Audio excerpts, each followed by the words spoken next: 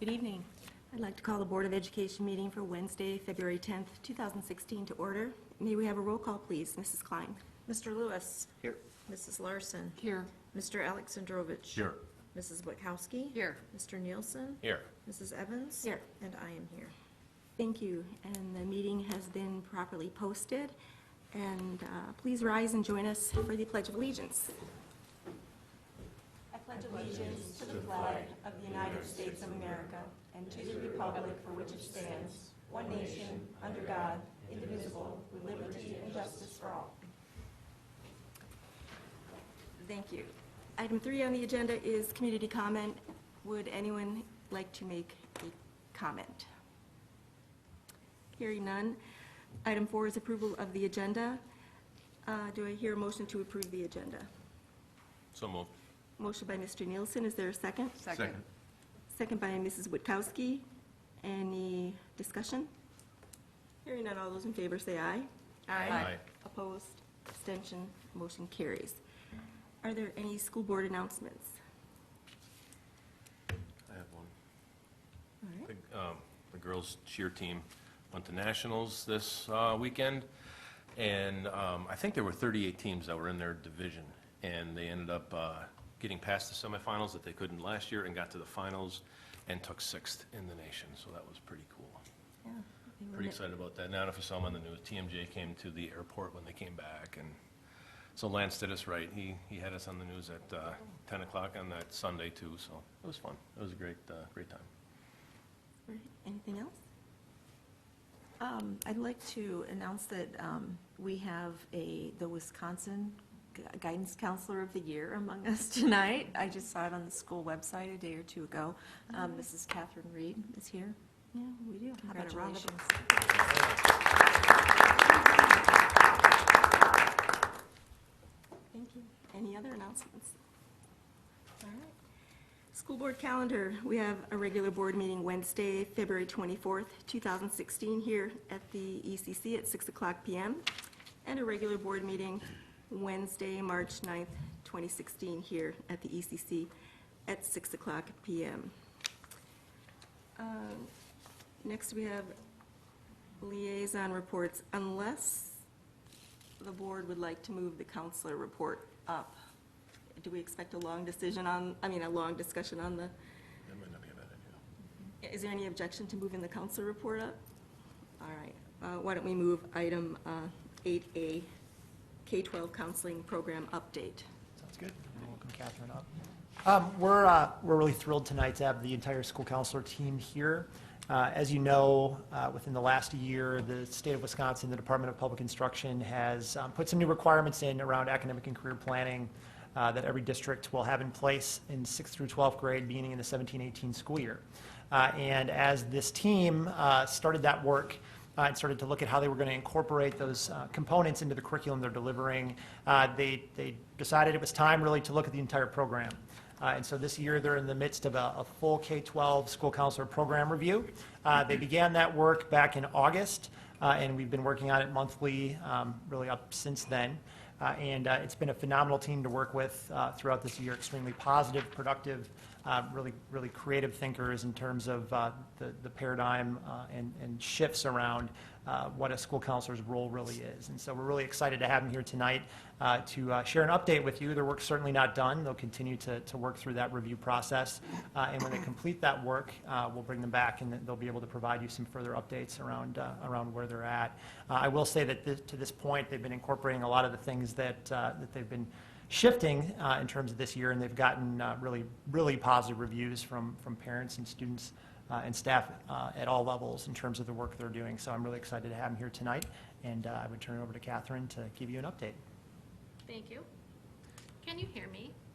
Is the microphone loud enough for any recording? Okay, great, thanks. And thank you for hearing us tonight. We're happy to be here. All of the counselors are here tonight. I'd like to introduce them briefly right now, and we'll hear from some of them a little bit later.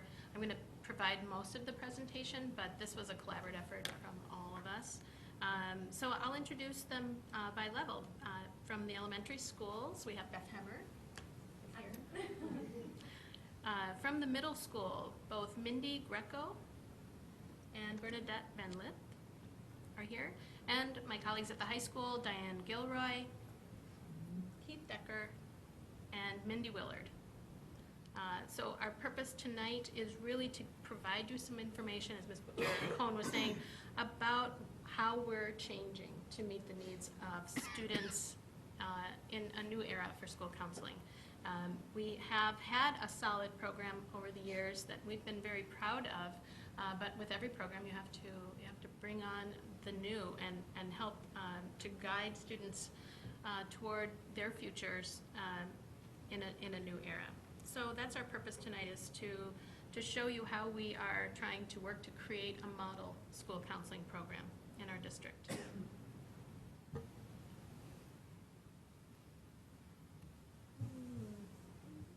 Not sure if your computer will, you want to operate this? Sure. Don't know why it's not operating. There we go. Maybe it's just slow.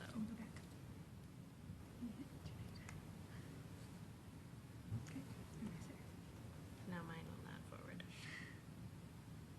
Bear with me a moment.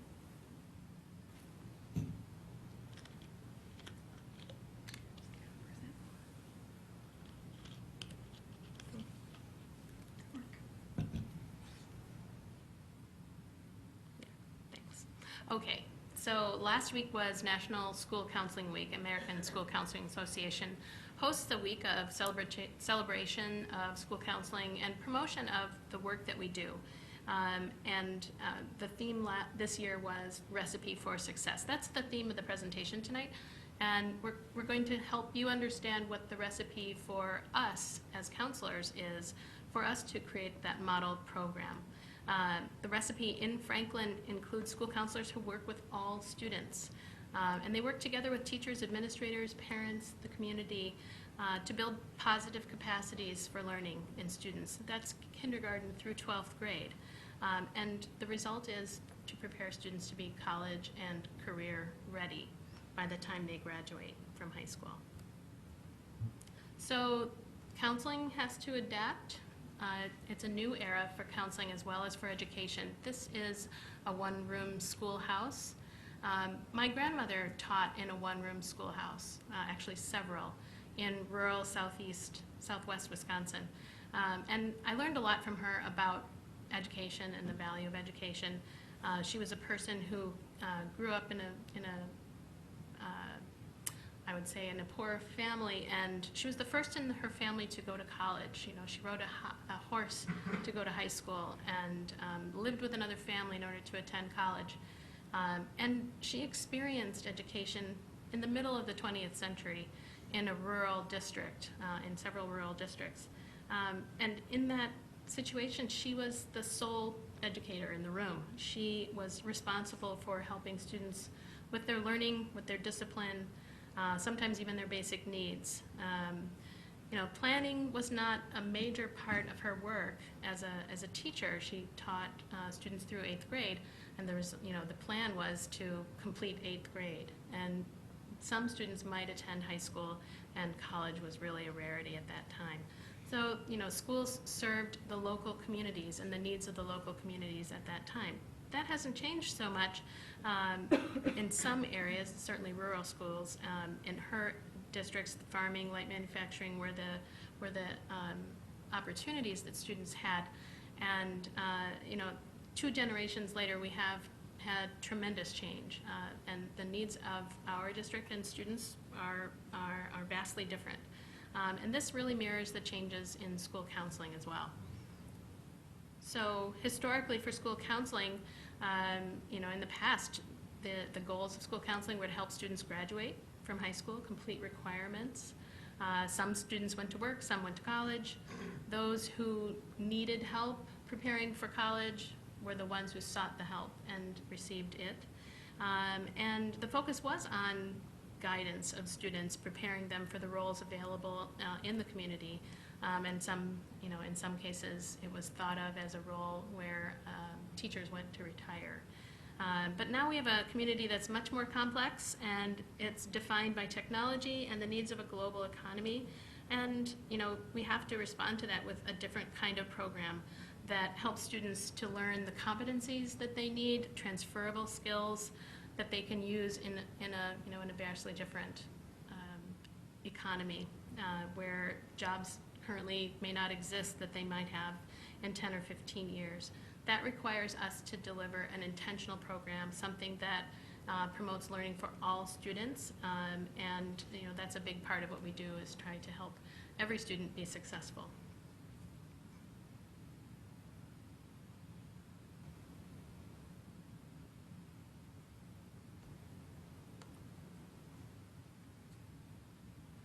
So these questions actually help you understand the changes in school counseling within the last 10 to 20 years. School counseling is really an amazing job. We get to do some amazing and cool things in the schools. We teach students how to plan, how to take care of themselves, how to treat others, how to get help. We really help them to find the best ways for them to learn. But we have to ask a new question rather than what do we do. It really has to be, how are students different?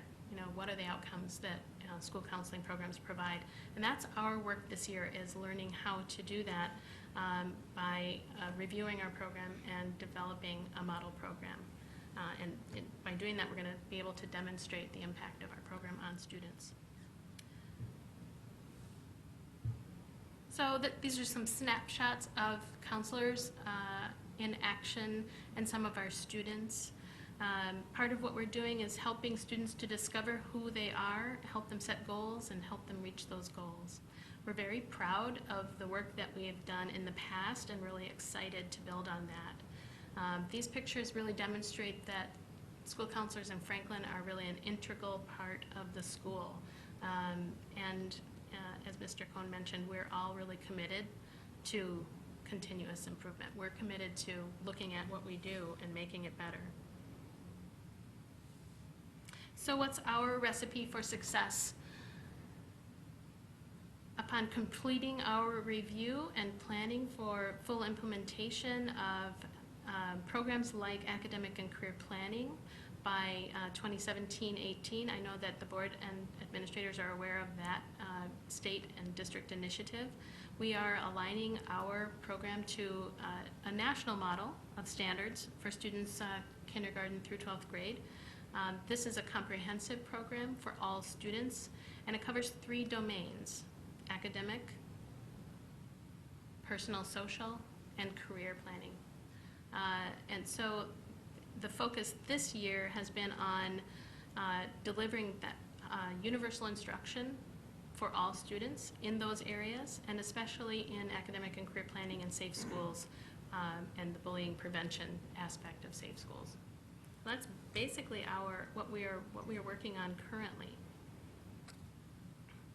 Part of our work has been to develop a vision of our program and a mission. So we have those on our websites, and really what this indicates, that our vision is that we are building a program that is systematic, and it's our expertise and understanding of human development over the lifespan that helps us to shape student decision making and help students with their personal growth. Our mission for students is really to help them, understand, help us to understand where students are coming from and assist them to ultimately be better after working with us. That's really why we entered counseling field. It's definitely not a simple recipe. The process that we're undergoing, as Nick mentioned, was to go through a review of what we have been doing, evaluating the performance of those programs, researching innovative ways to deliver instruction, implementing those. So we've completed part of that review and aligning the standards of what we're teaching students to the ASCA national model, and conducting our own professional development, seeking professional development opportunities to learn best practices. And a major part of what we're doing this year is creating an infrastructure for the academic and career planning services that we're providing for students elementary, middle, and high school. This is a DPI informational flyer that can help you understand some of the components of academic and career planning. Early in the year, we set our vision for academic and career planning, and that is through information-based self-exploration, career exploration, and the development of career management and planning skills. All 6th through 12th grade Franklin Public students will create, monitor, and implement a personalized plan for post-secondary success. So counselors have been providing many of these services over the years, and some of them are embedded in the curriculum outside of our programs. But now our program is more systematically aligned from elementary, middle, and high school. And we're providing instruction to all students to help students, be aware of who they are and their career interests, how to explore those interests, knowing the steps that are needed for them to obtain the education and training that is needed, and how to gain some authentic experiences in those career areas ultimately. That is what will lead to post-secondary success for every student. And that really is telling that graduation really is no longer the end result for us. Safe Schools is the other primary focus of our work this year, and in the last couple of years, counselors have been developing bullying prevention and responses for staff, students, and parents. We've provided information for staff to help them understand their role in providing a safe environment for all students. Information has gone out to parents, and of course we've been doing instruction with students at all levels. We have a comprehensive program from Children's Hospital of Wisconsin that's being taught at the elementary level. The middle school has wonderful classes and instruction in kindness, tolerance, teamwork, digital citizenship, and this is their BOSS program where students are recognized for playing a positive role in the school. And bullying prevention happens at the high school as well through our positive behavior and intervention system, Save a Roar program. All students use the same language, so we've worked really hard to help the schools have a consistent message that students can rely on. And in addition to that, we've created a bullying report form and a process for students, parents, teachers to provide information about incidents that they're seeing, and for us as schools to respond to those incidents. In addition, you know about the Blue Shirt Days, the first Wednesday of every month. These are efforts to create a climate and a culture where respect is a cultural norm. So we're working through those efforts to have a comprehensive approach to bullying in safe schools. So this slide gives you some examples of some of the work that is going on within these three domains: personal, social, career, and academic. And you can see that these are activities that we're completing in the schools. This is just really a brief sampling. There are many, many more things that you will be aware of within the career development, learning styles, college visits, conferencing, career exploration, interest inventories, youth apprenticeships. Within the personal and social domain, addressing students with significant anxiety, depression, substance use, family concerns, and so on. And then academically, helping students to be as proficient as they can be, and selecting an intentional sequence of courses, tutoring, referrals, transcript reviews. There are just a number of different things that fit under these categories. And again, this is a list of what we do. It's really important for us to,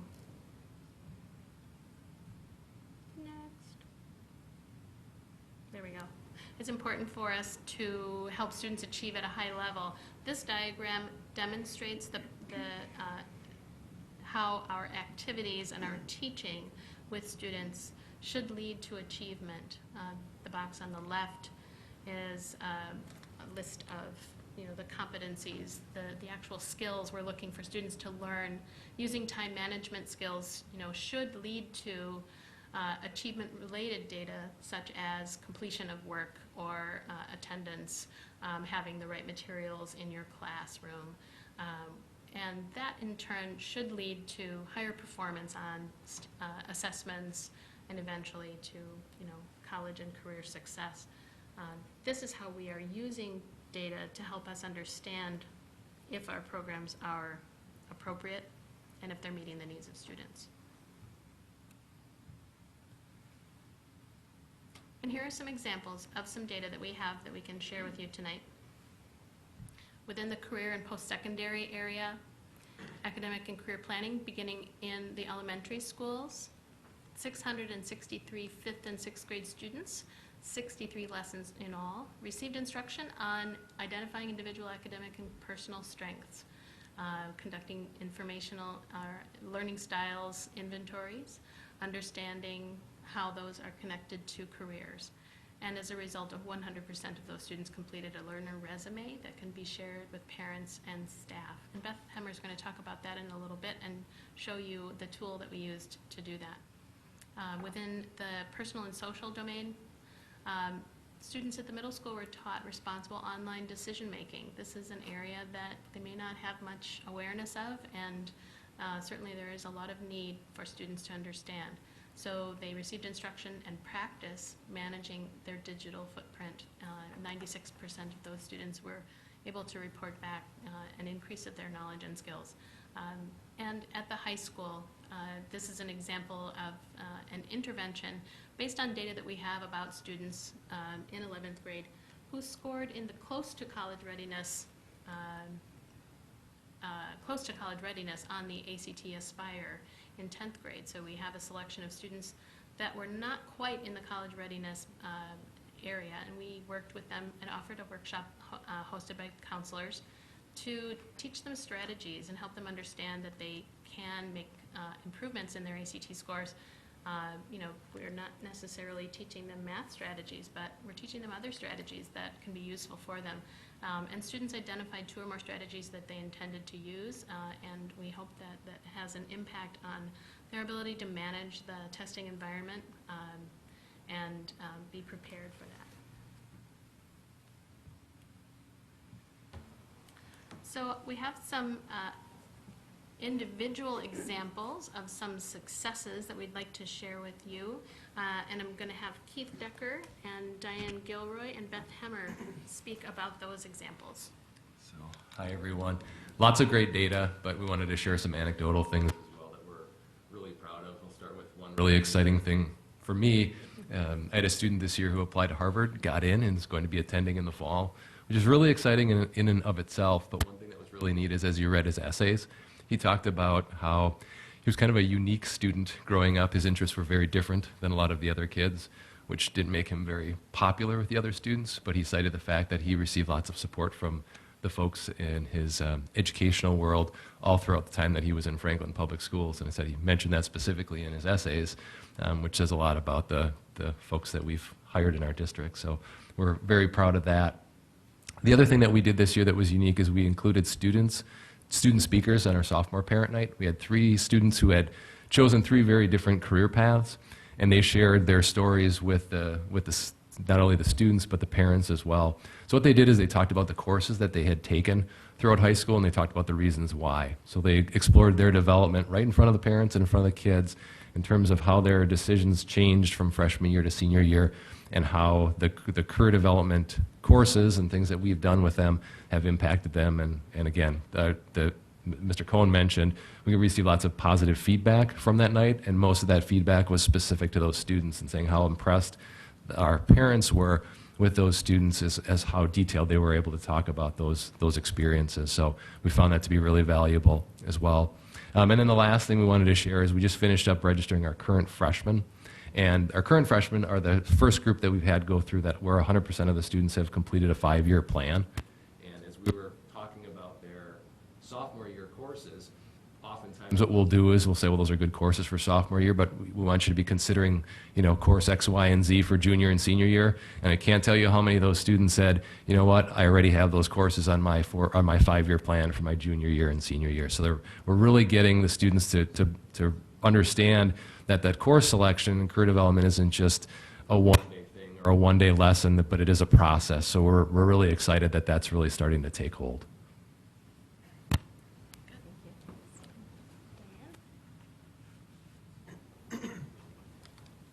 All right, so I'm going to talk a little bit about the personal social piece of what we do. And we do universal instruction. We want our students to understand mental illness. We want them to understand safe schools. But there is the time that we have to be available for responsive services. And I want to share with you about one of my students. The student is a freshman. I will call her Diane to protect her identity. But when I first heard about Diane, it was during a collaborative meeting last spring with the middle school team. And I learned that Diane was dealing with a lot of mental health, significant mental health issues, and also dealing with a very tragic death of her dad within the past year and a half.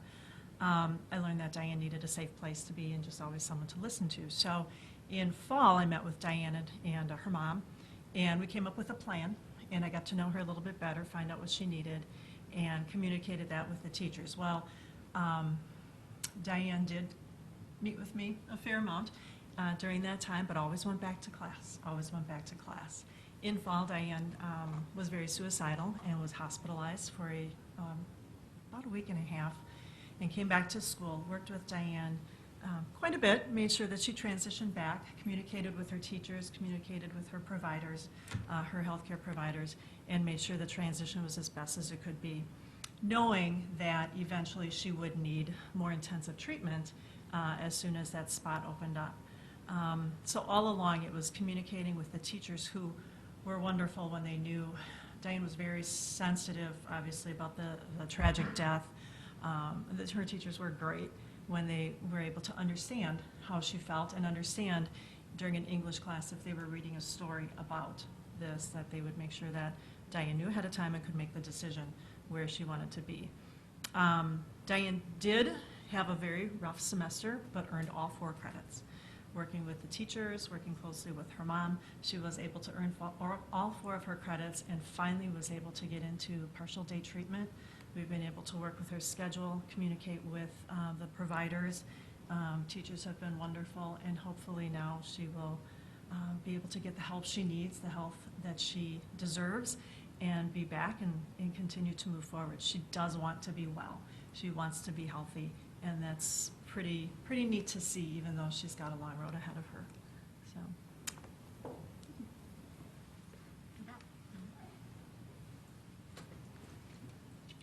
Hello, everyone. I just wanted to share with you the academic and career planning portion that we do with all our students.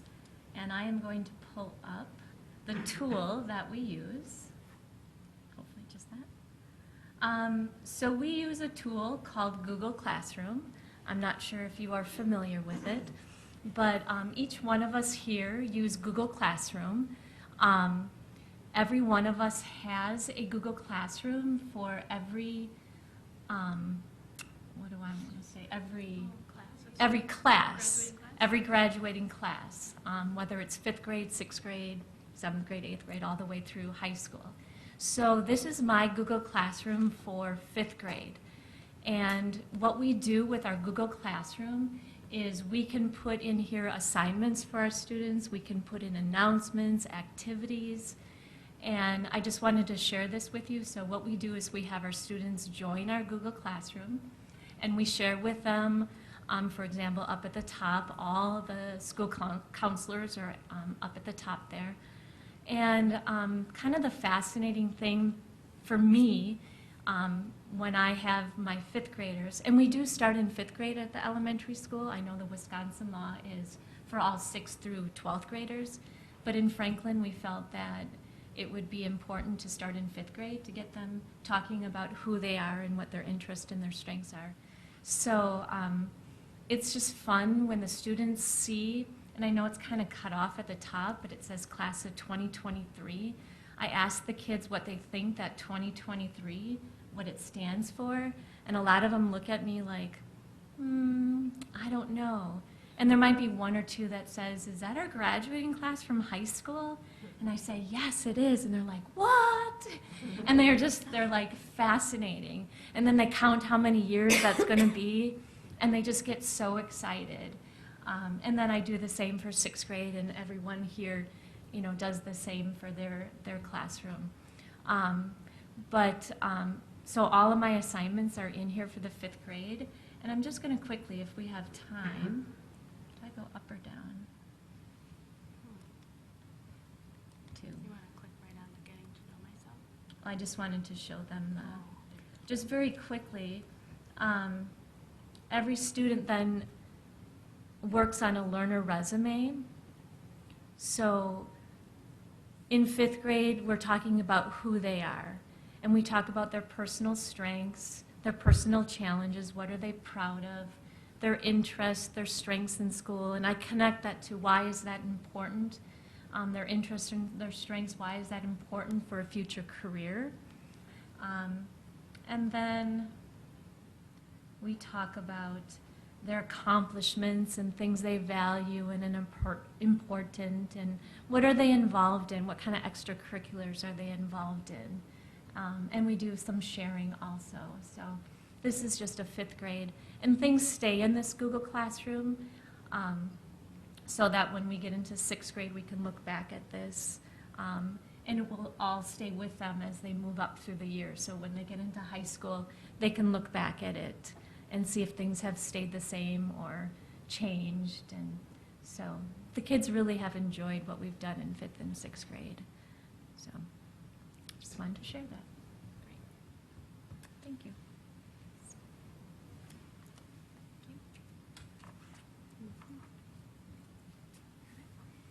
Oh, thank you. Okay, so our recipe for success. Any decent recipe is more than a list of ingredients, and that is the same for education. For our work with counselors, we could list all of the things that we do, and we could list the knowledge and skills that students should have, but it's really the providing of the services through our program that will make the difference for students. And school counselors are really uniquely qualified, and we're trained to provide a developmental program that helps students to develop the skills and that they need to ultimately be successful. And our goal really is to continue to shape student achievement through prevention and intervention in the work of our school counselors in all of our schools. Mindy helped us at the high school, Mindy Willard helped us at the high school to develop the week of celebration for school counseling, and we had students complete some recipes for success in the cafeteria. We had asked teachers to do the same. So we have examples of those. And we were surprised and pleased by some of the things that they were able to come up with. And we had a wonderful celebration. And we're hoping that we get a chance to continue to help students to write those recipes for success. Mindy, did you want to add anything? Yeah, we had a great turnout from high school students. I just came from elementary counseling. I went to high school, so I was a little nervous the high school students wouldn't want to get into these activities, but it was fantastic. We set up the table and we asked the students to tell us their recipes for success. So you have some examples of those. We also set up a hot cocoa bar for our staff to kind of thank them for supporting our program and the work that we do with students. And we asked them to submit their own recipes for success. So we're asking you the same thing today. I've given you a blank recipe for success. I know this takes a lot of time to think about the exact recipe that you need. So Mr. Cole here has volunteered to collect these recipes from us at the end of your meeting today. So if you'd like to submit a recipe for us, we've hung them all in the counseling office at the high school, and we'll definitely share with the other buildings if they would like these as well for your recipes for success for students. And we've seen many students stopping and reading through these words of wisdom from their peers and from their teachers. So, thank you. Thank you. What questions would you have?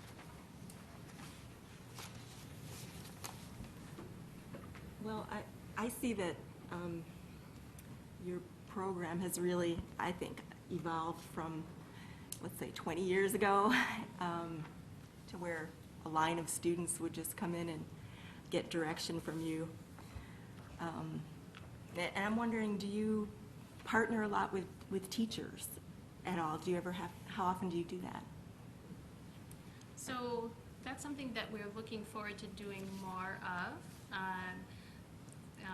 at the high school, and I can't speak for the middle school or the elementary school. I know in the elementary schools that Beth has developed a number of lessons for younger grade levels and has partnered with teachers to deliver that instruction in their classrooms because we have one counselor in the elementary schools. At the high school, I think what we do is when we are in classrooms, teachers are always present and able to assist us and with that instruction. We don't have as much collaboration in terms of instruction with teachers. That's something that informational graphic that you saw about academic and career planning will give us more opportunities to help us understand where in our curriculum teachers are already instructing on those components and elements of academic and career planning so that we have that understanding of how students are benefiting from the academic and career planning that's already going on in the classroom. I don't know if anyone else wants to comment middle school. At the middle school, we're lucky just the way the system is set up that the teachers have house meetings once a week.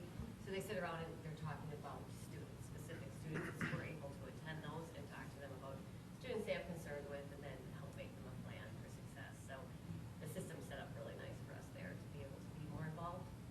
Okay. And at the high school, we don't have exactly the same collaborative time with teachers that is available at the middle school. There is constant communication with staff about students, typically through email, and then many meetings, and responding to student needs. Do you add anything else?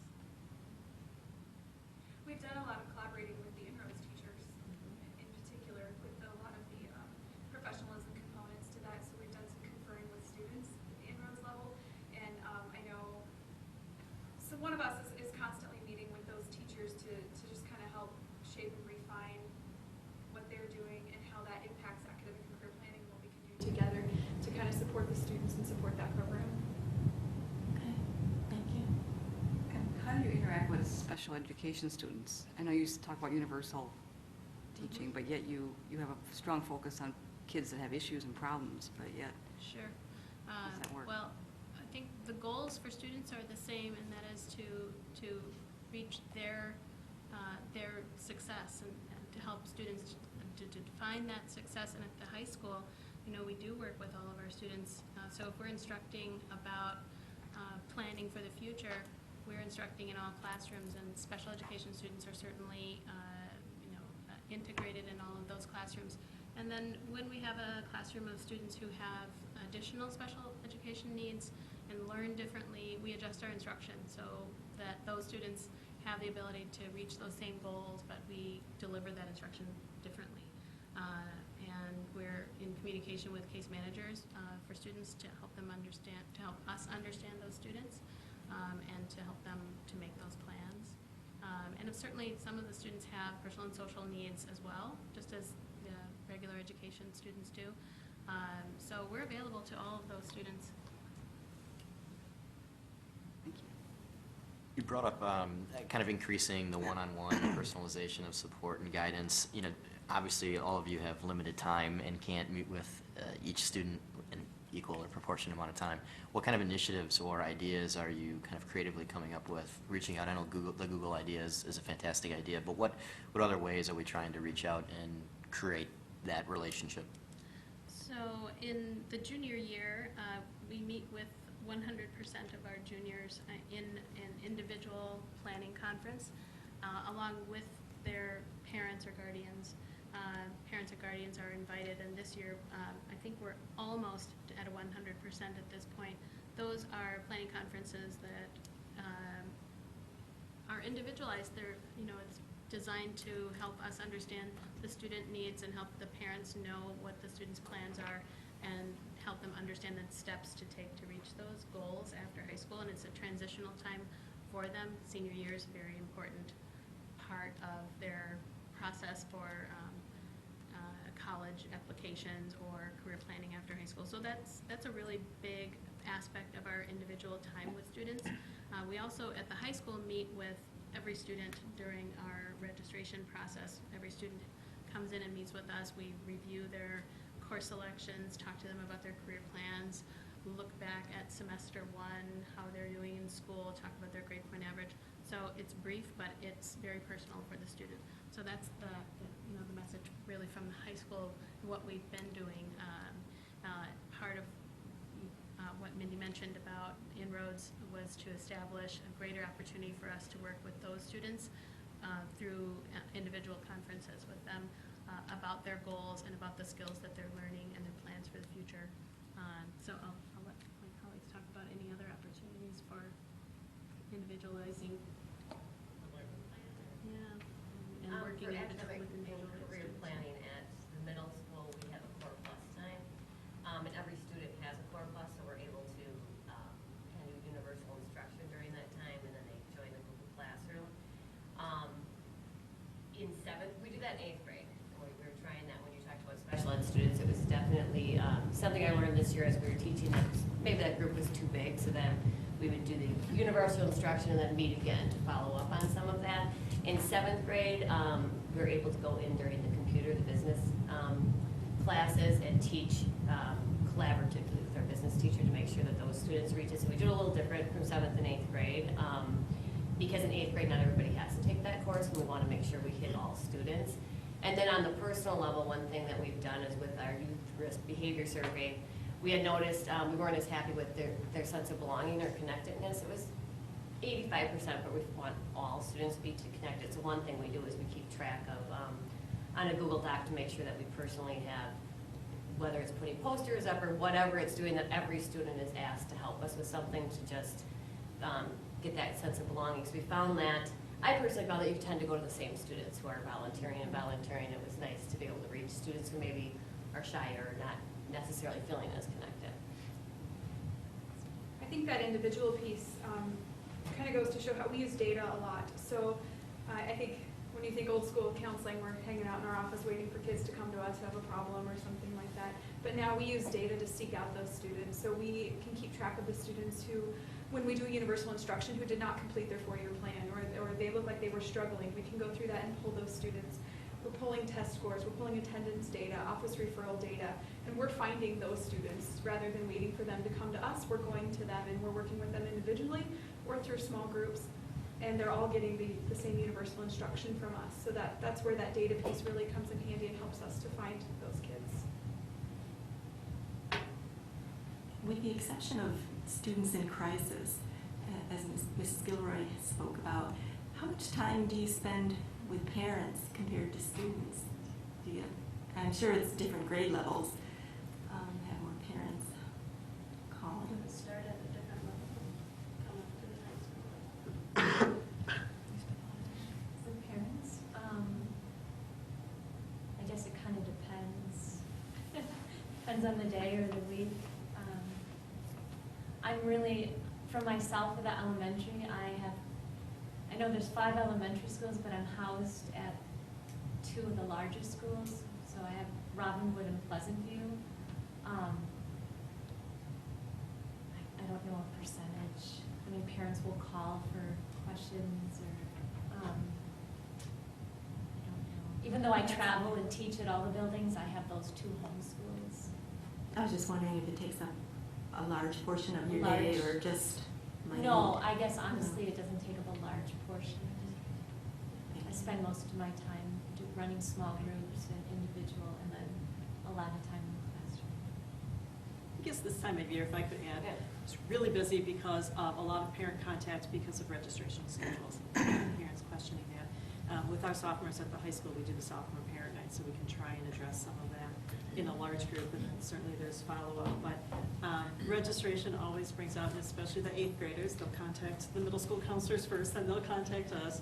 So it does seem to be a lot more phone calling and phone conferences or conference meetings this time of year, really, than other times, aside from the transitioning like I talked about with my students. Part of what we've been doing at the high school and at the other levels is working on developing better communication strategies to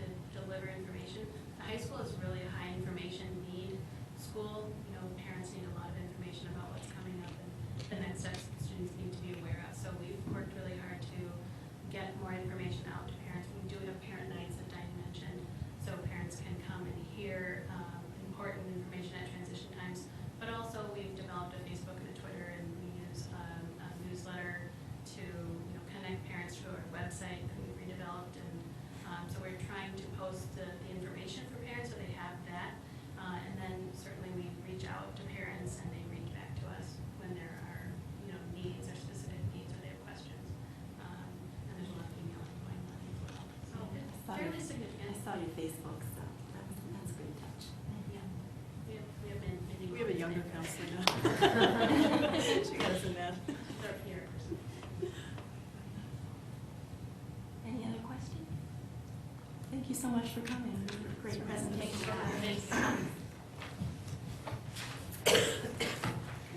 And we're going to move back to item 7, liaison reports. Oh, yeah, feel free to.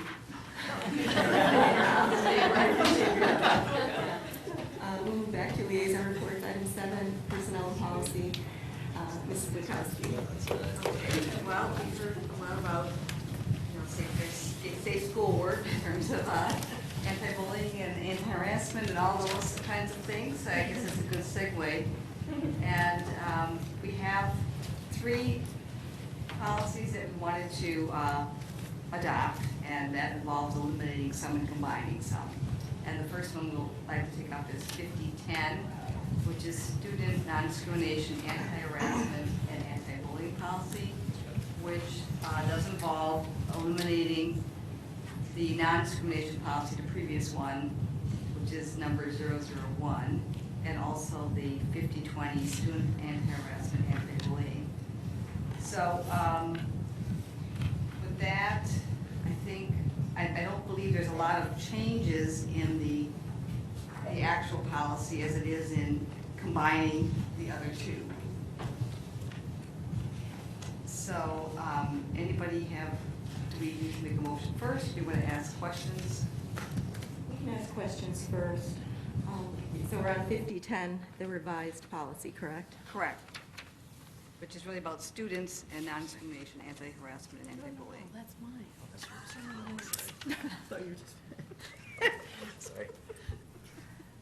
Okay with it? Okay. Questions or comments on policy 5010 revised?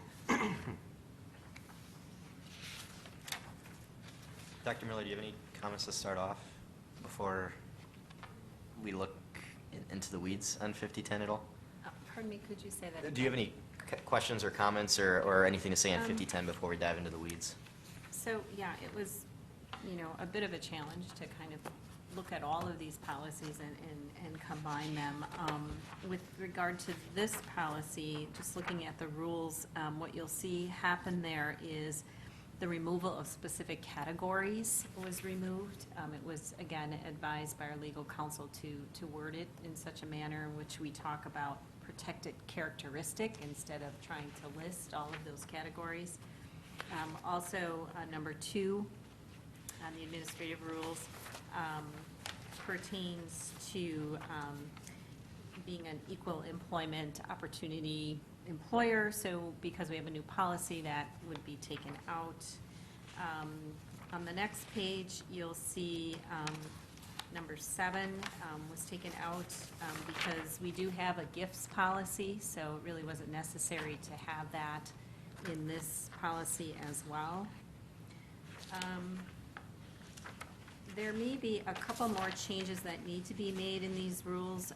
Just looking at it again before this evening, under the informal procedures on the next page, it talks about a department head, and we really don't have department heads anymore, so I'll probably do some further editing to that.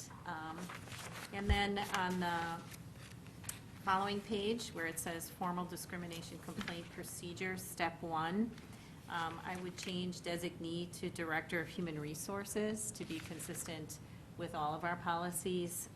That needs to be done as well. So there's a lot of details. I think that we've covered most of them in these revisions and combined what we needed to combine. And just, I'm sure the board's aware that I did confer with legal counsel on this, given the fact that most of this language has legal ramifications for the district. I'm a little concerned with the actual policy being that it's student non-discrimination, anti-harassment, and anti-bullying, that the actual policy now doesn't have anything regarding bullying in the policy, and that now that it's only in the administrative rules. And it just seems to me that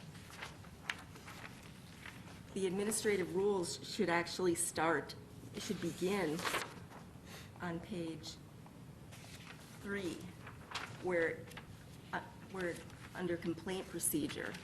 Okay. I mean, that's my thoughts, because that's the actual procedure. I mean, the actual bullying policy did include this other portion before, and I know it's very wordy, but it was part of the policy before. And I do think the board has that option of certainly taking that section of the rules and including it in policy. I wouldn't put the procedures, obviously, in policy, but Right. the rest of it, I think, could I agree with be that. included in policy. Yeah, I made that observation too, Janet. And I didn't know if it might just make sense, as in the first paragraph of the administrative rule, to just say, the district further prohibits bullying of any kind, just to state it, or, maybe it would make sense to include the first part of that. Well, yeah, I thought about that too, actually up in the actual policy saying, I mean, it's hard because in the actual policy, we go directly to the statute. Because then I thought about adding prohibits bullying of any kind at the end of it. But if we just, So the suggestion is to include the text from page 1 and page 2 of the administrative rules into the policy. Is that correct? that's my suggestion. Okay. But not the procedures. Right. And then I was just curious, why do we need the introduction? I mean, is that the legal I think that was preference? a carryover from our previous policy. So if you look at non-discrimination policy 0001, it Right. was what existed before. So I think that to the extent it was there previously, it was included in this draft as well. I could inquire about the necessity of having that as part of this policy and see if we need it or not. That almost gets into the philosophy of why this policy's here, and we don't usually start with it, right? I mean, we just get right into what the policy states, so It just didn't make, I could see not having that paragraph. I just didn't see a value in it, but I thought maybe you saw, you knew a value of it. I don't- just think it came over from Yeah. what we had previously. In terms of content, I don't think it has any legal language in it, so I think it could be taken out. Judy, one thing I would bring to your attention on page 1 of the administrative rule in paragraph 1, Yes. we have the definition in A, for purposes of paragraph 1, discrimination means blank, and then B, for purposes in paragraph 1, harassment means blank. And also in these paragraphs, it talks about on a protected characteristic, that's inserted language. But in paragraph 1, where the protected characteristic would be defined, that's stricken. So I'm wondering if, in the fourth sentence after it reads all these items in here, that it says collectively, so all the descriptions preceding say collectively protected characteristic, that kind of sets the stage for the language to shorten all that meaning to protected characteristic throughout the rest of the document, but that particular wording is struck. So I'm just wondering if that should actually stay. Okay, let me take a quick look at that. Right, Mr. Attorney? Well, I think Dr. Miller's initial point was because that list may not be an exhaustive list, that it's not, or any other condition, which we could potentially add if we wanted to. If we're limiting this list to only those 16, 15 characteristics. But it's not defined anywhere what a protected characteristic is. Right. But I'm saying if we call those protective characteristics, we're then limiting ourselves on if there's a protected characteristic that we may Unless not we do see, include that's but not unforeseeable, unless we include or any other. Include but not limited to. Correct. Correct.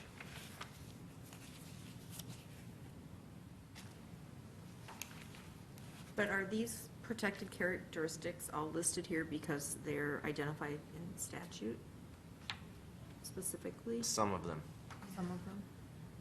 Probably in different laws, not all in the same law. right, they're not all, I mean, Same. in sex, race, color, national origin, sexual orientation is a federal law. The other ones are much more broad, and I don't know necessarily what statute or law some of them are coming from.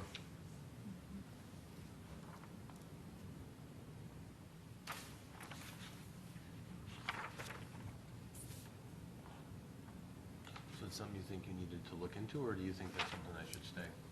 So I think what I heard you say, Mr. Nielsen, was that following that list, you would want something that would say included but not limited to. What I think is after that list, parenthetically, it should still read collectively, in quotes, protected characteristics, so we know that when that language is used throughout the body of the document, we know what a protected characteristic is referring to. Because in paragraph 1A, you have on a protected characteristic, and then strike out the Right. rest of the language, which is the same language throughout. We're trying to shorten that. So I But- understand what's behind it. Those items are not perhaps the only protected characteristics, so I think something about indicating that these are some of them. Right. Perhaps not an inclusive list, but I can certainly work on some language around that if that's necessary. But I get your point, right? It's in one place and it's not in another, so it's a little inconsistent when we name them in one place and not in another. But we don't want to convey that these are the only protected characteristics, so that language should have to be crafted to do that. I think generally the question could be phrased as, are we defining our list of protective characteristics, or are we just identifying protective characteristics Such as a as? general class? And if so, we could simply say collectively, these are considered collectively protective characteristics. Yeah. And not necessarily define them as the district's protective characteristics. Right. But Tim's exactly right. And if we're going to label that as a defined term in 1A, 1B, and 1C as the last sentence in 1C. Okay.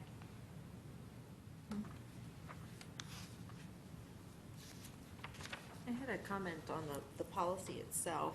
The third paragraph seems to me to be repeating what's in the second paragraph. On page 1? On page 1 of the policy. The only difference that I can see is that it's prohibits discrimination in employment or harassment. And then the first one says prohibits discrimination or harassment against pupils. I'm wondering if that's just a carryover also, and the employment part is probably covered in 4010, and maybe we can take out that third paragraph. It potentially could come out, because if a student is an employee, they would be covered by 4010. So, Right. potentially that language, but it can also remain as related to students as well. So, I would probably urge that it's kept separate, because even though students may be employees, not every employee is a student. You know, that isn't a one-to-one. And it's kind of typical to identify both. But at the same token, we're listing out, again, the protected classes stated by state, federal, local law in that third paragraph and the second paragraph. And if we're going to include the text from page 2 and 3 into the policy, I would say that we'd have to harmonize if we're going to identify the term protected characteristics, that we use that throughout, or we just don't use it. So it would probably be That But that's would probably only, first show that's up in only the if we second include, paragraph. only if we include pages 2 and 3 into that main text. Because we don't talk about the term protected characteristics in the policy, in the identified policy language. Right, right. And if we were to do that, it should show up in paragraph 2. Correct. Because that's the first part that comes Just, out. yeah, the first time they're listed, we could identify them as that, and then we could just refer to them later as protected characteristics. I mean, I think the simplification of including everything together is a great idea. The defined term, I guess, is a little, it's a little gray area. Whether or not we might even want to define the term, or if we want to stick to the identified Right. classes. Because the language you used previously was, these are considered collected. It's not an exhaustive Right. list, so it would have to be worded in that way. Exactly. But it does give someone an idea of what those are. Right. So Mhm. I I think kind it's of im- like seeing them I in think some it's shape or important to have form, those in but there You as- need some sort of preceding sentence that says that. So I can redraft that. To your point, Jeff, about the redundancy of 2 and 3 and how not every employee is a student, but also, paragraph 2 does read, though, that this is prohibits discrimination or harassment against pupils, and whether they're an employee or not, they're all pupils. Right. So I would actually concur with, we could potentially eliminate paragraph 3. Because I think the fact that all pupils, whether they're employed by the district or not, if they're a student, And my only question would be whether 118.13 in Wisconsin stats is specific to pupils and not employees, like the employee-employer relationship. I might have a note on that. yeah, but I mean, even if they're working for the rec department, they're still a student. So But they might not, maybe there's a delineation I'm not aware of, but I would think I that would question, cover like, if someone's more working on umbrella. a Saturday for the rec department or something, would they still be considered a student, even though they may be in an employment relationship in non-school hours? That's my only Not question. for me to answer that one, Yeah. yeah, I don't know. 118.13 is the pupil non-discrimination statute, so it relates directly to pupils. Okay.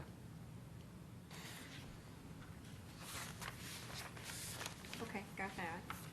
Any other suggested revisions? I can bring it back to the next meeting. Yeah. We'll bring that one back. Bring that one back. Yeah, I have one more thing. I was, when I first read this, I was reading the policy as a policy and the administrative rule as an administrative rule. But I kind of like Janet's idea of including the first part of the administrative rule in the policy. But there are a couple of points in the administrative rule on page 2 that are a little bit procedural, in my opinion. Especially number 6. If anyone is aware of a possible violation, he or she must respond immediately. I don't know. I guess I'm fine with having that in policy, but in some ways that almost seems more appropriate to an administrative rule. I'll take a closer look at that when it is kind of reformatted and see if it fits better there. Okay. I certainly can do that.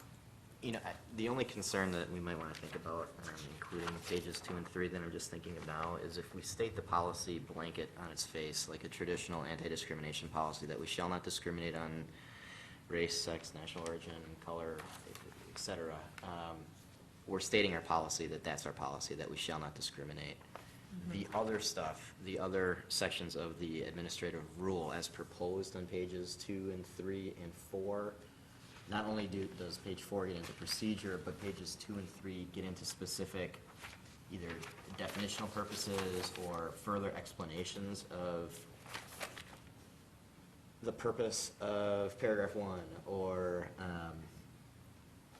what physical, verbal, or indirect. Normally, policies don't get to the level of what those actions are. It's just stated that we shall not discriminate. I mean, so that's something that we can discuss if we want to get to that detailed of a level in a policy, knowing that if procedure or something were to change, something in paragraphs, what is it, 1 through 8, on pages 1 or 2 changes, then we're reviewing the whole policy again. and not necessarily the quote-unquote policy of the district, which is that we shall not discriminate.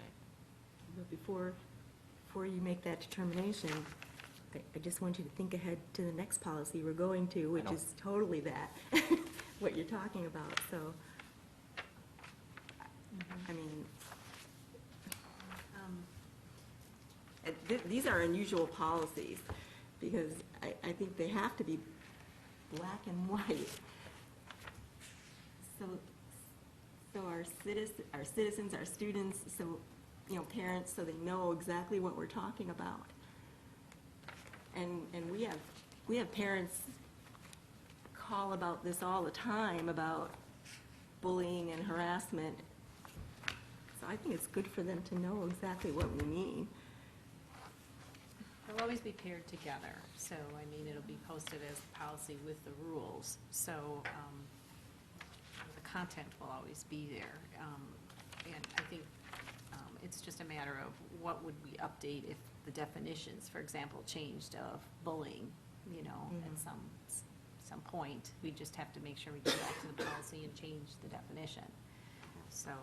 Yeah, and I think I'm on board with including pages 2 and 3 specifically. Even if we look at paragraphs 1 through 8, and specifically, just real quickly, paragraph 8 says, this policy does not, however, prohibit the use of special testing or counseling materials. So I think that it's almost drafted in a way that we can include it very easily into the policy text. So I agree with that. And Tim, as we were talking, I'm looking up section 118.13, and it does not specifically call out employment relationship or not, and for the sake of being all-encompassing, I probably would suggest keeping it in. It's fine. Yeah, it's fine having that in there. So now it's in. I would keep, We're I talking would keep paragraph 3 employment in the- Yeah, In the paragraph policy. 3 in the policy text. 3's out. 3's in. I would suggest that 3 remain in the document. It's more coverage, that's fine. And I have one last question too. This is on the administrative rule, which I know we're not going to be approving, but it talks about, in the middle section where it talks about the informal procedure, the person who believes they have a valid basis for complaint shall discuss the concern with the building administrator or department head. I'm just wondering, in the case of, young students, like elementary school students, should we mention parents in here too, that a parent can make a complaint on behalf of a child, or is that appropriate? We don't really mention the parents at all until, well, we mentioned that they will be notified in step number 2 above that. Right. But otherwise, we don't really mention the parents, so it's just something to think about if we want to spell out more what the parent's role is, if they have a role. Yeah, I think the person who believes they have a valid basis for a complaint, could that not include the parent? Yeah, I suppose it could. So Probably that's could, but it reads like typically- the person who would be the one who was being harassed or But with a bullied. young child, it most definitely is going to be the parent who's going to probably initiate the complaint. Yeah, if there's a problem, the Formally. parent isn't going to read this policy and go, oh, I can't say Yeah. anything. Well, that's, You're all right. right.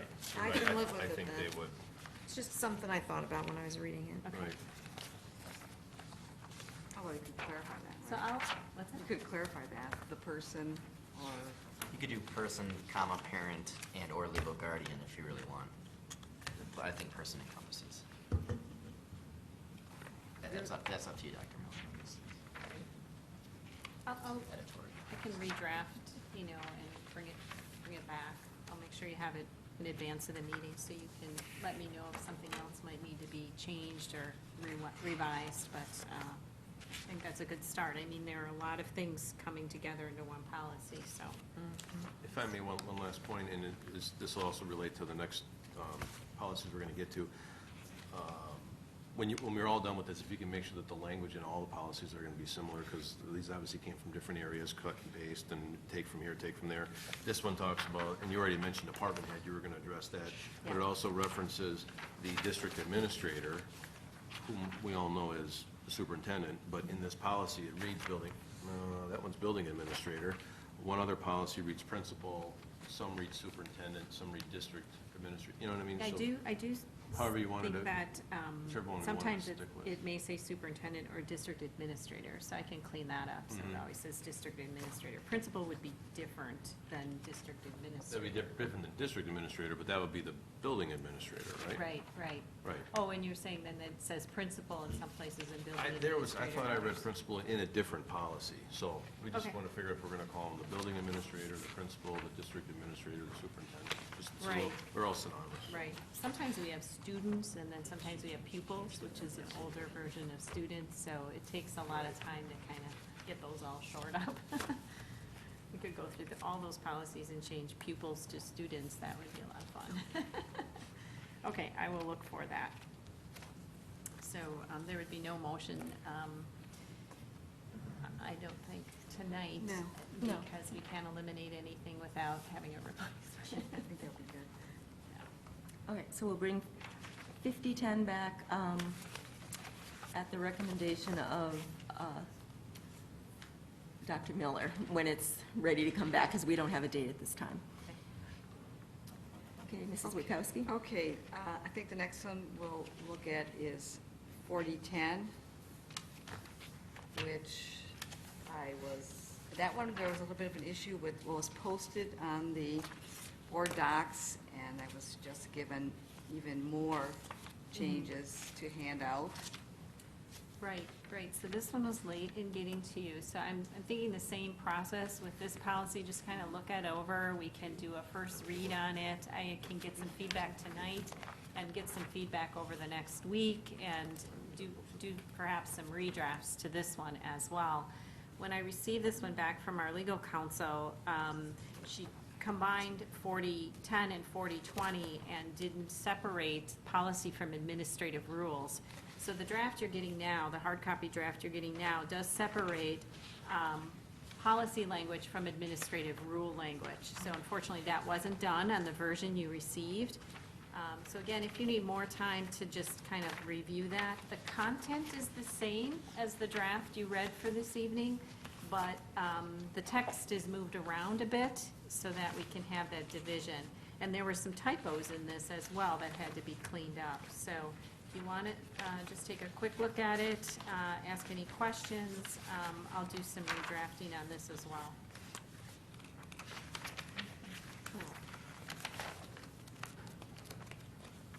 This one is the one, a policy that pertains to employees. That was going to be one of my suggestions, was to separate it into procedure, Correct. Yep. so.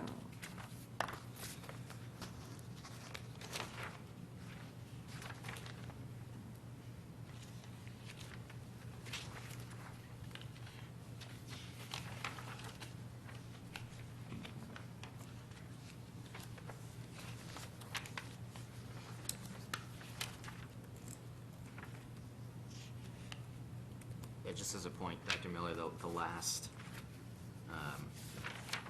line of the first paragraph where it says, "or any other category protected by state, federal, local law," compared to that first policy, 5010, if it was that comma considered protective characteristics or something like that, Okay. then I think that we're covering all bases and kind of meet how the attorney was reading and striking that. Okay.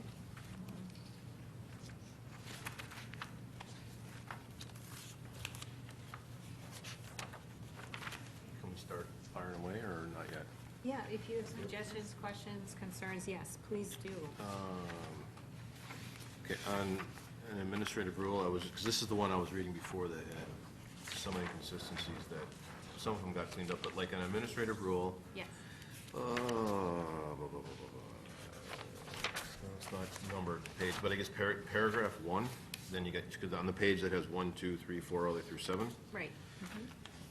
it reads here that to begin a formal complaint process, the complainant must submit a written complaint to a principal, an EC, or superintendent. However, we're identifying an EC in our district as the superintendent and the director of human resources. So I suppose, I mean, we could just have written complaint to the principal or an EC. Okay, so, let me just back up here. Superintendent and Director of Human Resources are the ECs. Right. It was recommended, this was new to me this time around, working with this policy, that we needed 2 people as ECs. I thought we only needed the district administrator. So there's another place in here where it says, if the issue is with the superintendent, then you go to the other Right. EC. So. But in here, it says they can go to the principal, the EC, or the superintendent, Okay. except the superintendent is an EC. So I think we could just take that Okay, superintendent out, right? okay, got it. But there was also a part in here where, I can't find the language, but the original version had, the EC shall keep a copy of the draft in the superintendent's office, or he should have, or something like that, which again, in our particular district, that's one and the same person. I gotta find where that is, but. Okay. Are you talking about number 7, Tim, where it I says don't know. the EC Superintendent shall shall prepare prepare. a written report to the superintendent? Yeah, Okay. yeah, right, so there again, if that's gonna be, if that position in our district is gonna be one of the identified ECs, Yeah, then that part of, you know what I mean? I got it. If I get back, Yeah. go ahead.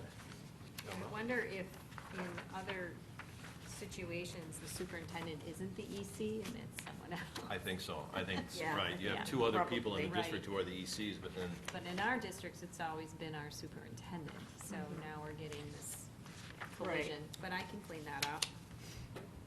and that was something that was suggested by council, or? It was or- suggested that we have 2. Right, um, but then how did we end up with superintendent as one of them? Should that person only be in play if something needs to rise to that level? Should we have Our- 2 other people? Well, we just have a history of our district administrator being our EC. Oh, I see. I don't think that's uncommon. I mean, we're a pretty big district, but in small districts, that would be real common. Okay. So, but I just have to have the language match that a little better. Under an administrative rule on the first page here, where it talks about, it mentions discrimination and harassment can arise from a broad range of physical or verbal behavior, which can include but not limited to the following. I'm questioning whether number 8 really needs to be there.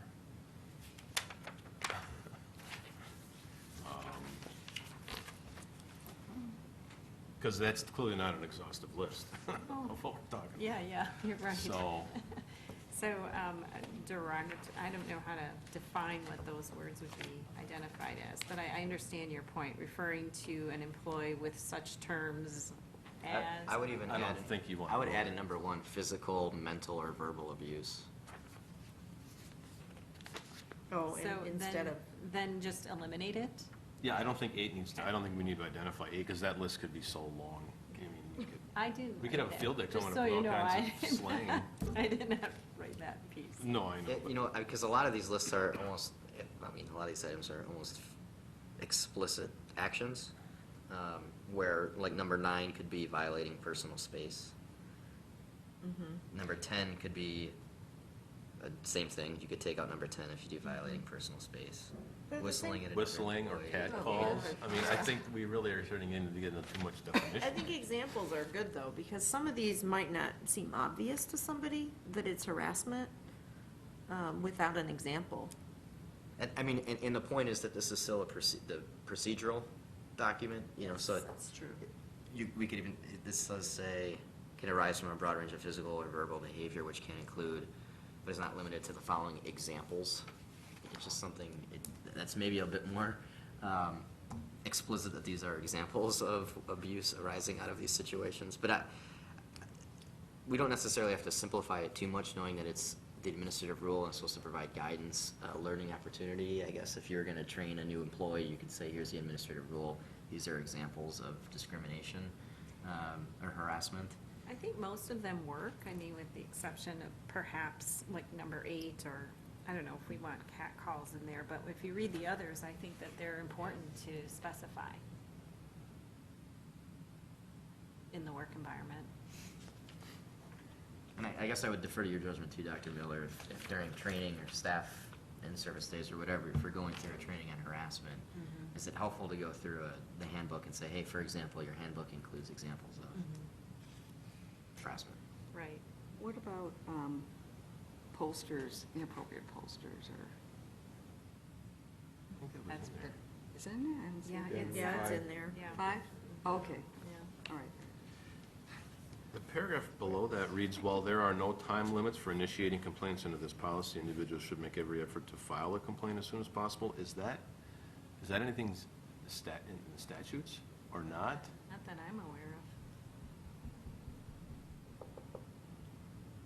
I'm just wondering if that's, usually you use these, again, as guidance, you want to define it.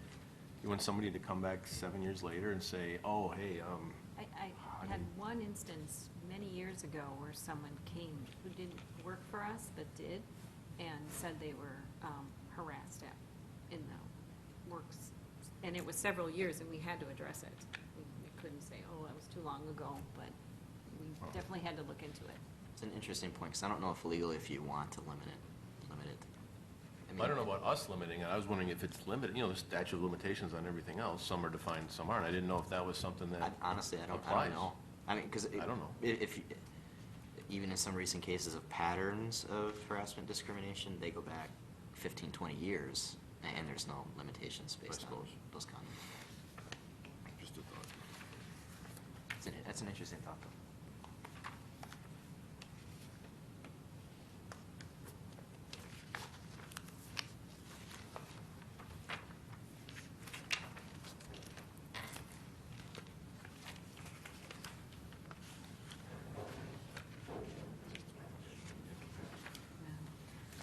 Dr. Miller, I wanted to clarify one thing that I was wondering about, in both this administrative rule and in the other one, about the informal,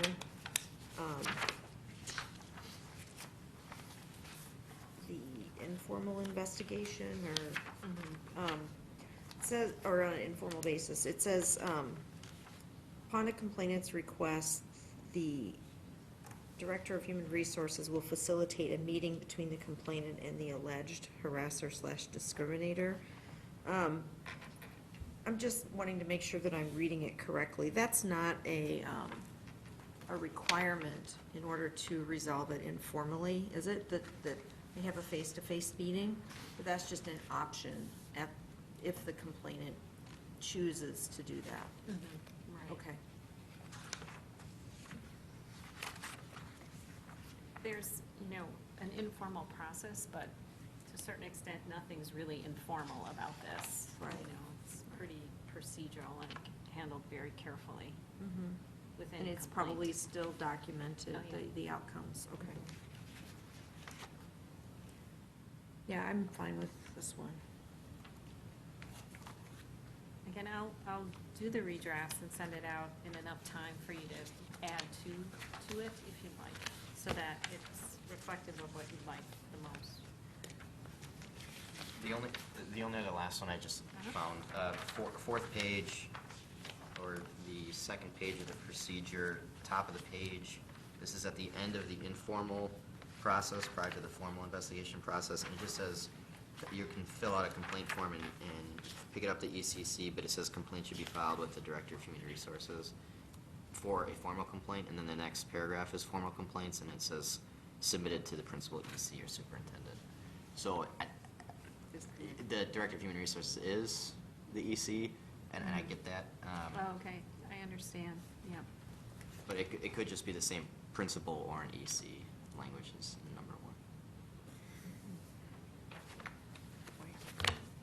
So, was there language, there had to have been language that was taken out or added, not just splitting the other policy up into Right. administrative rules, because I was looking for That's why I a guess it was specific confusing, clause in because, here that's, I don't see in here now. Yeah, when I attached so many policies, because I was trying to attach for you the old policies as well. So you should have that in board docs. The original 410, yeah, the original 410 is, Doesn't used mean to the be original a revision. one-page document, the original 410. was a one-page Well, I meant the policy. one that was going to be proposed for, the one we got that was just policy, no administrative rules. There's some language in here that I was looking to see, but I don't see it in this new one. Oh, it should be. So that's why I just, Sorry, Tim, which one are you talking about? Binders. Yeah, it should have all the same What language. number? it was the one that we had that was the 410. It's on 410. board docs right 410, now. but it was Right. all policy. Yeah, it was all. Didn't have any administrative rules. One we got It was tonight one that versus was the one on that was posted this the morning. board docs. Okay, In okay. here, it referenced, any district member who engages in harassment or discrimination or retaliates against Oh, another right person here. is subject to immediate discipline, blah, blah, blah. And then this next sentence was, any student who engages in harassment or discrimination or retaliates against another person. And I was gonna say, I would think we'd want that out, because this is the, Oh, and it also employee. references the Greenville School Tim, District. it's there, it's the third paragraph on the new one. In policy. On the It's in policy, on page one. Page one, okay, thank third you. paragraph. Okay, do we want students in there? It says Greenville, it also. Well, the old one did. Yeah. That got Lola, fixed. she knows Yeah, about that was a editing error. So I thought about that, you know, the reference to student there, and I wondered if there'd be a situation between a staff member and a student that could potentially pertain to. And I thought there was, would that not be picked up in 5010? Or is it okay to just have it in two spots and, I just didn't know how much, because in 5010, there was a lot of lineouts that mentioned anything about district staff members. It seemed intentional to take any language in 5010 that was the student one Right, and move it. and take that out. We don't want anything about our staff members in there, so this one's about the staff members, so would it make sense to not have anything about students in this one? That was my question. I understand what you're saying, and I think I agree with that.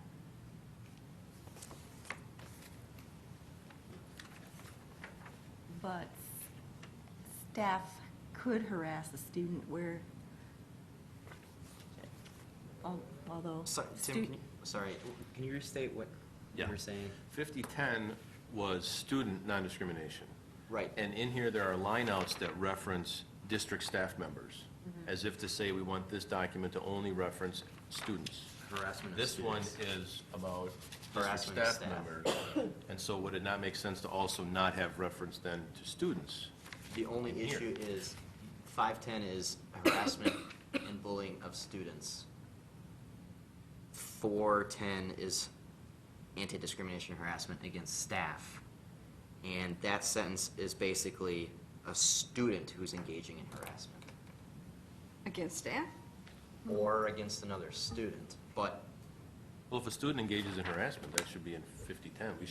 5010 should cover also if a student engages in harassment against a staff member. However, they could be an employee.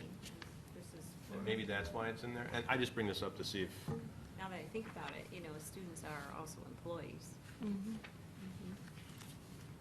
Well, I have another question then, because the second paragraph, where it says district staff members may be held individually liable for harassment or for allowing students to harass each other, may be subject to the penalties imposed upon them.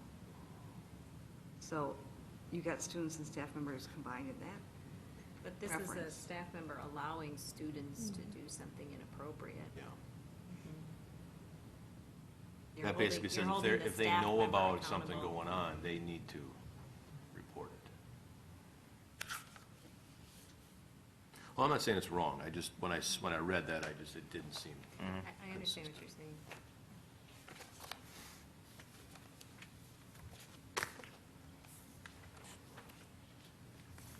All right, so again, we'll bring this policy back.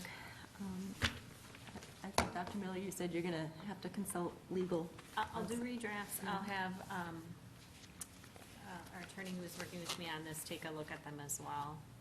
Maybe I'll wait to hear from you before I have the attorney look at it, kind of get it in our final form before I have her look at it again. So you're going to revise it, share it with us, we comment, Okay. and then you go to legal. Okay. Okay, Mrs. Witkowski. Okay, the last one is equal employment opportunity, which is a new policy. Any comments?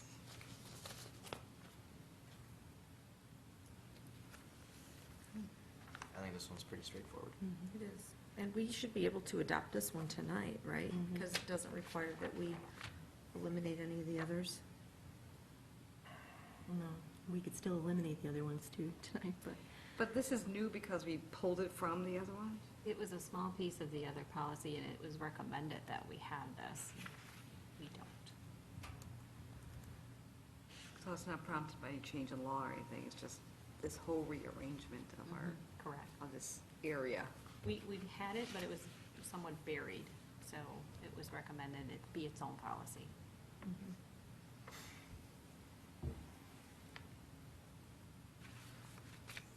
So I'm, To accept 40/40. yeah, so I'm looking for a motion to adopt Board Policy 4040. So moved. Motion. Motion by Mr. Nielsen, second by Mr. Lewis. Any discussion? Hearing none, all those in favor say aye. Aye. Opposed? Motion carries. Thank you for your patience with this. Sure. Thank you. And then now do we want to eliminate, bless you, do we want to eliminate the other policies? I don't think we can until Not we have yet? the redrafts done. Okay. I think we just not do any of that. Yeah, we could, we have a gap between that and approving. We wouldn't have policy then, so I prefer to wait for the 5 motions for the next meeting. That's,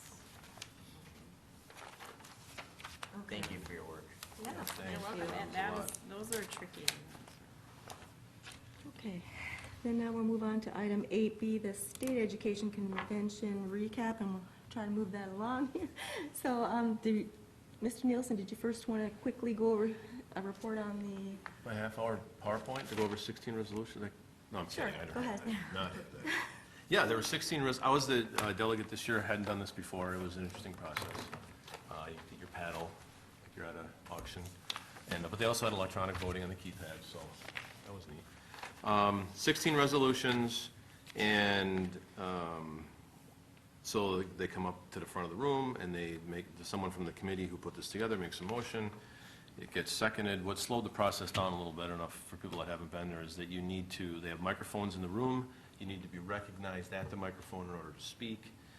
And so it takes a little longer to get, you can't just, especially if there's a point of order or something, I mean, it's very procedural. So 320 delegates were present, and the first one comes up, and I'm not going to get into all of them, but it was just interesting about revenue limit flexibility and time to adjust state laws, and that the resolution was that that if a law passed, got signed into law, and that the WASB is saying, we want to have the ability at the school board level to levy beyond the revenue limit as a result of that new law, and delay the implementation of the law changes until basically the board felt that, they could kind of get their arms around it. And I was just thinking that this would be chaotic, so every school board could just decide what they're going to obey and what they're not going to obey, and that would trigger an increase on a revenue limit.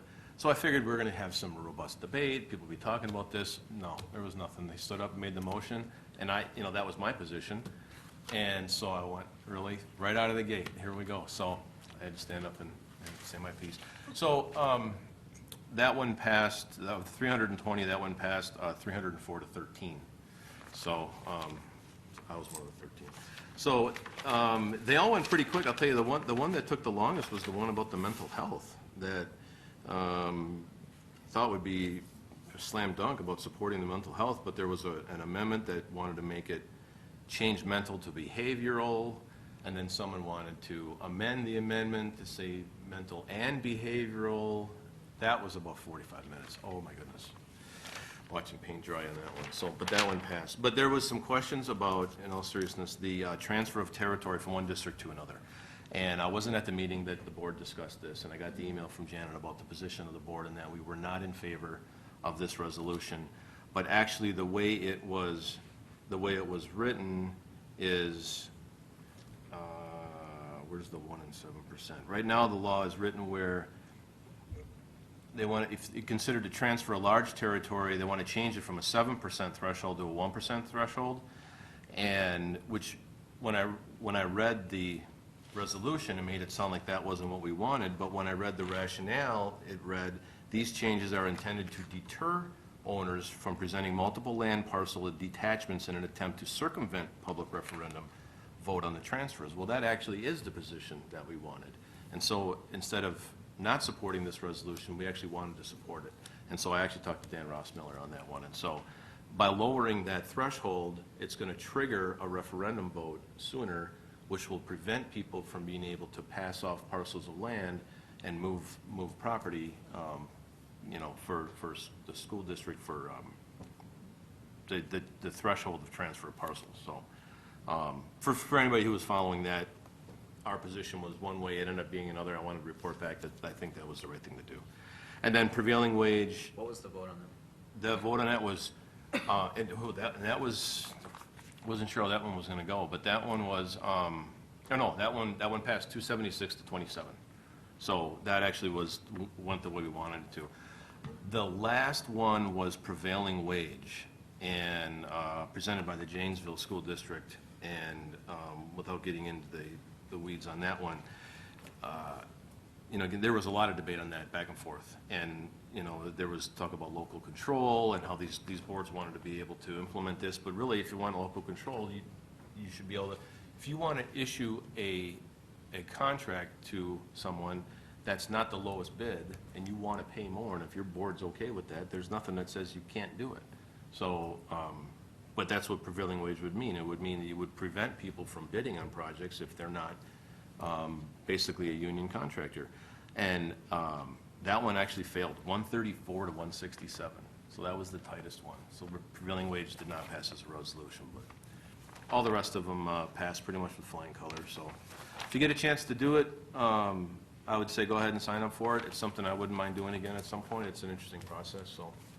But how are those binding, those resolutions? They're not. It's just basically it's something that says, okay, the WASB now has heard from its delegates and says, here's what we want our lobbyists to go talk to the lawmakers about.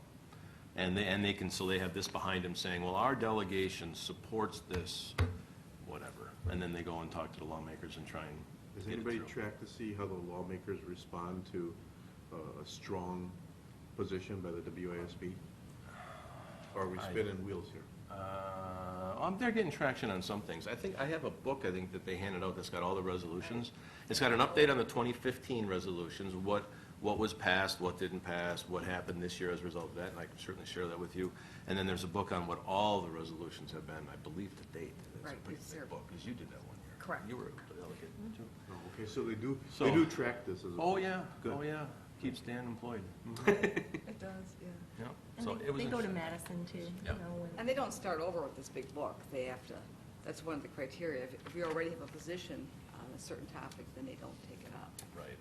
So it's a process. I think I have, here's the resolution adopted by delegate assembly, so it's, How many are there? I don't know, Linda. How many are Oh, there? there's probably a number they have. There's probably a bunch in there. Oh. Then they have some that were submitted last year and what happened with that. So, yeah, I got all kinds of information. You want to look at it. That's it. Does you have any questions? No. No. Okay, and then Linda and I went to 2 days of the convention, and we did go to several of the same sessions. So I have a report online for you to look at, and then I have links to to the sessions for you to look at instead of going through them here. But Linda, did you want to start talking on some, and then I'll chime in on some of them, and then I do have a couple things I want to pass out to, and you might also. So you start. I don't have anything to pass out, but anyway, we were there 2 days. I got to sit in 5 sessions. I went to one on communication, one on WISE data, which is very fascinating. There is so much data out there that the public has and districts also have. I'm sure we'll be hearing more about that in the future, I would hope. So if you're going to talk on WISE Dash, there is a link here. What WISE Dash is I don't know what you're going to say on it, but It's a database that all this data that we're collecting on all our students is there. And you can get access to it. It's amazing how much. so what they recommend is that you look at it first, and you can compare data from all the other districts, and then use it for the public, you know, direct them to it after you get familiar with it. The link here is to the PowerPoint, but then you can also give the public a link to the public site, but then our administrators, you have a private link, obviously. You can get down to the student level, I understand. Whereas everybody else, it's groups of data. But it's interesting when you have a lot of time to play around with it. Yeah. I find it interesting. I also went to one on a senior tax exchange program where they actually give seniors tax credits for volunteering in schools. There's rules around that, but it's something that one district did.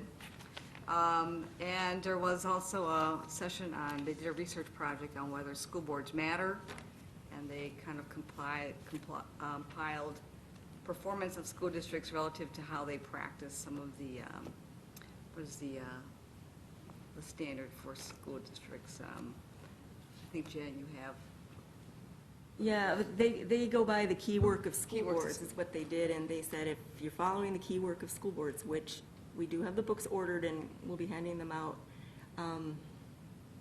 actually in April, and start using them at school board meetings, following them. They say if you do follow those key concepts, that you succeed versus districts that have gone to letting local control being taken over by mayors and such. That they're not But the succeeding as most important things were planning and board development were the keys. Yeah, board development. More or most statistically kind of related to success. Also, we did, got a chance, got to interact with other districts around the state, and we did kind of talk to this one really small district, I don't remember the name of it, but they only have 435 students in their whole district, which I thought was really kind of hard to get your head around how small they are, but they were they're very fiscally conservative, but passionate about education. That's how they characterize themselves. And then we were talking to them about the new citizen test, where you have to pass the test. So their superintendent pulled out the test, and Janet took the test, and she passed it. I thought it was the board president. Was that the superintendent? It was the superintendent that, so, that was interesting. And we also saw, they usually have a film that they present, I think the last couple of times, and this time it was called Reject.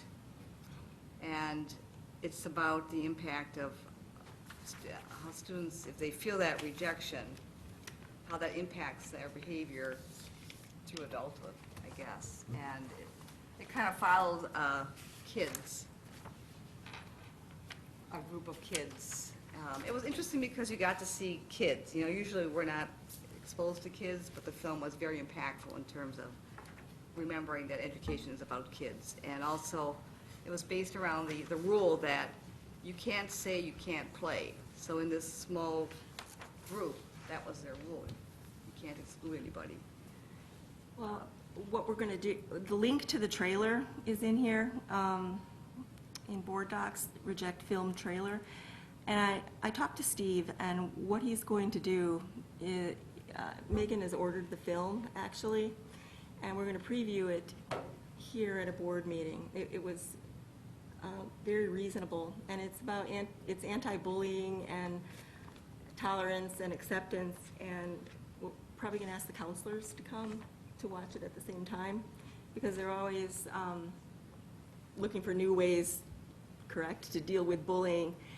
And after they preview it, after we preview it, we'll decide if we want to bring it to the Sabres, the PAC, to see if the public might want to come and watch it.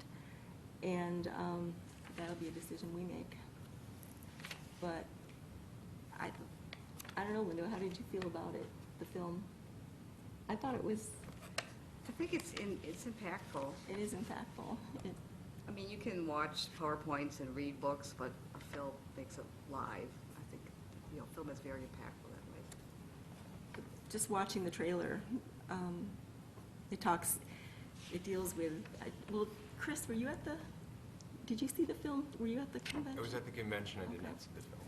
Yeah, they even test people playing a game, a video game, where they exclude them from, it was like a dodgeball type of game, but they're included at one, at the beginning, and all of a sudden they're excluded. And the game is playing back and forth, and they're excluded, and you just see their expression from being rejected, and then they test them, and they're actually feeling pain, and then they give them medication, Advil or something later on, and it makes them feel different when they're playing the game. So, I mean, they say rejection does cause pain and does make a difference, and they say when you start at an early age teaching people to have kindness and tolerance, that it will make a difference. They believe it will, but interesting film. Yeah. Okay, Linda? And again, it's based on data and studies. Yeah. The two keynotes, Louis Cruz was one who was a very successful principal in, I think, Los Angeles. Is that where he was? Yeah. But again, being successful with kids that you wouldn't expect to be successful. You have to, I think one concept I liked that he brought about was that, some kids, he talked about the baseball, scoring runs, a baseball analogy, and some kids are born on third base. They have a quicker access to finish well, where some kids are starting out in a different place. So you have to kind of keep that in mind when you're trying to break the poverty cycle and those kind of challenges that you have in some of the other high schools. And then the other one was a scientist, John Medina. And there is a lot of science, and you read a lot of information about what we know about our brains and how they function. I'm sure you're probably getting more of that as you look at instruction and how kids, mindfulness is one thing that he brought up. And one thing that I thought was interesting is that he starts out by saying that our brains, our human brains were designed to solve problems, to survive outside under meteorological conditions while moving. That's how the brain was evolved. And when you think about how we educate kids sitting in desks, and it's quite the contrast. So, and that's really all I would like to say. It's a good, it was a good conference. You get a chance to see some different ideas. Are you advocating for standing desks? I'm sorry, what? So are you advocating for standing desks? I think it's good for some kids, and sometimes they also have little toys that they can kind of fidget with, and there's all kinds of gadgets and things that kids use. I did go to one roundtable discussion session for board governance, and I have to say there are a lot of districts still living in the year of Act 10 that can't get past it, and I feel bad for them that they're still struggling and not moving forward with, I mean, one whole table, that's an hour of that discussion, how do they get the teachers to have a better climate and things like that. So if you're still struggling like that and still have board members that are just arguing back and forth like that, you're just not going to get anywhere. That was very disappointing to have to spend that much time hearing about a board that can't move forward. Although one of the board members was a teacher that had retired from way back when, I think that might have been the problem. And then the session Linda was talking about, the speaker that came from California, he didn't realize that our WIAA had just had the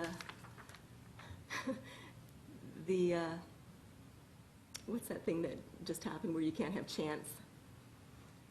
Or where I know they what you're strongly talking about. suggested, Yeah. strongly Right. suggested that chants be Yeah, so pro. a lot of his presentation was about chanting.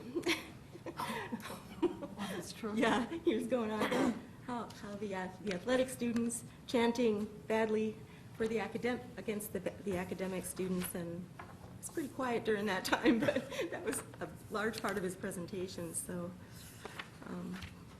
but interesting conference. Linda liked it a little bit better than I did this year, but it's always good to talk to other board members from around the state, so. Board meeting debriefing, any comments? Okay, great presentation by the counselors. Future agenda items, February 24th is the technology report. March 9th is the superintendent's, not self-evaluation, but evaluation, and Megan will be sending out that evaluation to the board members. That will, it's like a survey, correct, Megan? So you'll do that soon. She'll get it put together and we'll do it soon so that we have time to get it back to her. March 9th is the 2016-17 budget update. Any comments, Mr. Milzer? That'll just be the start. We always go over what the parameters are, what's going on in the state, any laws that have changed. That's what we'll do that night. Okay. Any other comments or additions from board members? Okay, and then we'll have the board policies from tonight come back when Dr. Miller has them ready. Do I have a motion to adjourn? So move. Motion by Mr. Alexandrovich, second? Second by Mr. Nielsen. All those in favor say aye. Aye. Opposed? Motion carries. We are adjourned at 7:50.